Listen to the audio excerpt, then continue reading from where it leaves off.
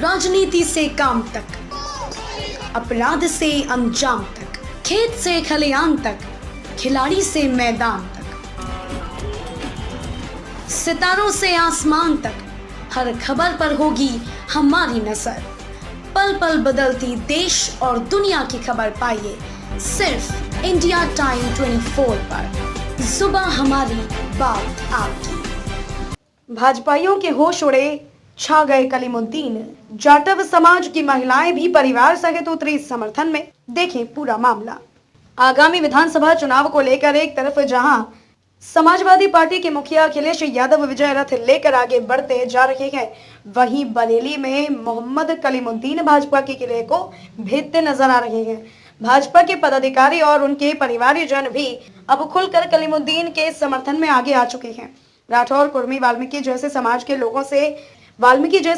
लोगों के बाद अब जाटव समाज के लोगों ने भी कलीमुद्दीन के साथ कंधे से कंधा मिलाकर उन्हें विधायक बनाने का ऐलान कर दिया है। इसका जीता जागता उदाहरण सोमवार को उस वक्त देखने को मिला जब कलीमुद्दीन भाजपा के गढ़ अंबेडकर चौक इलाके में जनसभा को संबोधित करने पहुंचे।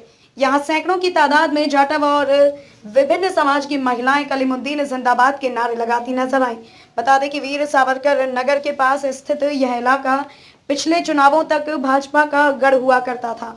यहाँ का अधिकांश जाटव समाज भी हमेशा बसपा की जगह भाजपा के साथ खड़ा नजर आता था। यही वजह रही कि विधानसभा चुनाव हो या पार्षद का चुनाव, इस इलाके से समाजवादी पार्टी का प्रत्याशी कभी जीत हासिल नहीं कर सका, जबकि इस वार्ड में सपा का दबदबा रहा। अब सपा नेता और बरेली शहर विधानसभा सीट से समाजवादी पार्टी के टिकट के प्रबल दावेदार मोहम्मद कलीमुद्दीन ने भाजपा के इस किले में भी सेंध लगाने में सफलता हासिल कर ली है।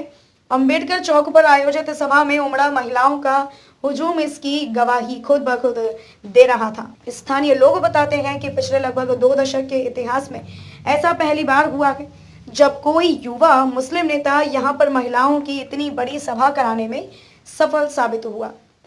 इससे उक्त इलाके में भाजपा की बुनियाद जरूर हिलती नजर आने लगी है। सभा में शामिल महिलाओं का उत्साह यह स्पष्ट संदेश दे रहा था कि सपा की साइकिल अब इस इलाके में बेरोक टोक दौड़ेगी। इस मौके पर जाटव समाज की ओर से मोहम्मद कलीमुद्दीन का फूल मालाओं से भव्य स्वागत भी किया गया।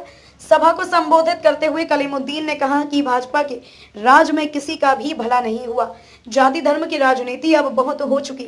अगर हमें विकास चाहिए तो इस जाति धर्म की राजनीति को तिलांजलि देनी होगी। हम सभी को एक प्लेटफॉर्म पर आना होगा। अगर हम सभी एकजुट हुए तो निश्चित तौर पर प्रदेश में इस बार भाजपा की हार और सपा की सरकार होगी। इसीलिए जाति धर्म की राजनीति करने वालों को सत्ता से बेदखल करने का संकल्प लें। उन्होंने कहा कि आज सरकार से हर कोई परेशान है, विकास कहीं नजर नहीं आया और गरीब का जीना दूभर हो चुका है। सभा में मौजूद लोगों ने एक सुर में कलीमुद्दीन को विधायक और प्रदेश में समाजवादी पार्टी की सरकार बनाने का संकल्प लिया।